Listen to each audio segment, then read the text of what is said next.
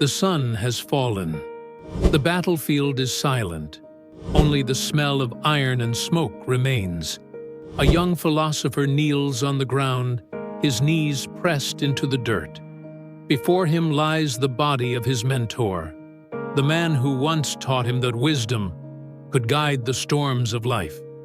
Now, his teacher is motionless, his eyes fixed on nothing, his lips sealed forever. The young man's hands tremble as he closes them over the lifeless chest. He whispers to himself, "What worth is philosophy if it ends like this? What worth is wisdom if it cannot shield us from suffering?" This is where our story begins. Not in peace, not in certainty, but in the fire of a question.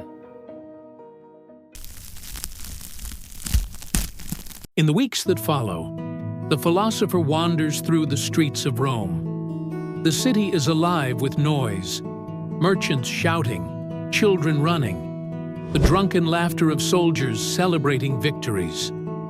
But he feels none of it. The world has turned hollow. His grief weighs like stone, and every joy he witnesses feels like a betrayal. At night, he remembers the words of Epictetus. It is not what happens to you, but how you respond to it. Yet now, those words feel like mockery. How can one respond to the cold absence of a voice that once guided your soul? Still, as he walks, he notices something he had never paid attention to before: the hidden suffering in others. The soldier limping through the forum, each step an echo of old wounds. The mother weeping in the shadows of a temple, clutching the memory of a child. The beggar's empty bowl, held out not just for coins, but for recognition. Suddenly, grief no longer feels like his alone. It is the common thread binding all humanity. Pain is not an intruder in life. It is life's constant companion. One evening, he climbs the marble steps of Jupiter's temple. Smoke from incense coils in the air, carrying prayers upward. He kneels, but his heart is restless. If the gods are just, he wonders, why do they allow the good to suffer and the wicked to prosper? If they are cruel, why worship them at all? And if they are silent, then is suffering only chaos? The questions strike harder than any sword. His faith, once steady, begins to fracture. But the next day, in the marketplace, he overhears an old Stoic teacher speaking to a small crowd. The elder says, "The wound is the place where virtue proves itself. Without storms, no sailor learns the sea. Without pain, no soul learns its strength." The young philosopher stops in his tracks.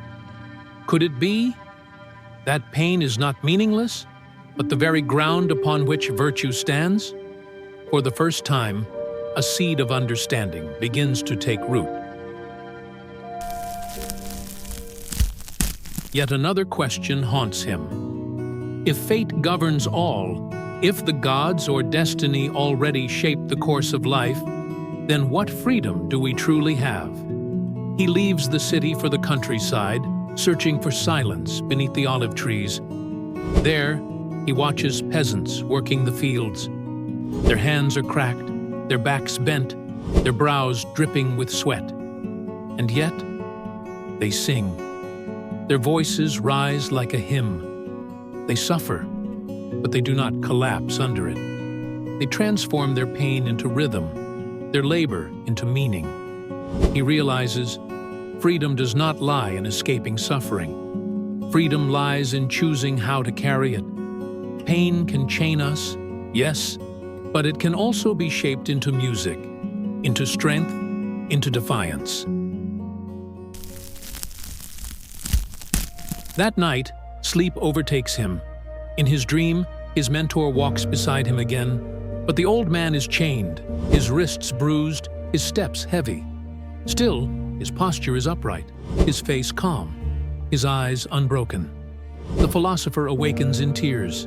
He understands at last. Pain is not the enemy. Pain is the fire that forges. Without it, we would never know courage. Without it, love would have no depth. Without it, joy would feel shallow, fleeting, forgettable. Suffering sharpens life. It gives edge to our days, urgency to our choices, and weight to our values. It is not the opposite of meaning. It is its very condition. When he returns to Rome, he is no longer the wandering mourner. He begins to sit with the grieving, to walk with the broken, to teach not in lofty abstractions, but in gestures, in presence, in silence. When people ask him how he endured, he answers gently, "We do not suffer because life is meaningless. Life has meaning because we suffer. The pain we carry is the proof that we are alive, and in facing it, we discover who we truly are." He no longer seeks to erase the memory of his mentor's death. Instead, he carries it as strength, as direction, as a compass pointing toward the fragility and beauty of existence. As dawn rises over the Tiber River, he watches the light spread across the city. He feels the same grief, but it is no longer hollow. It has become a root of wisdom. Suffering remains, but now it feels like a companion, harsh, demanding, but honest. For it reminds him, and all of us, of the depth of being human.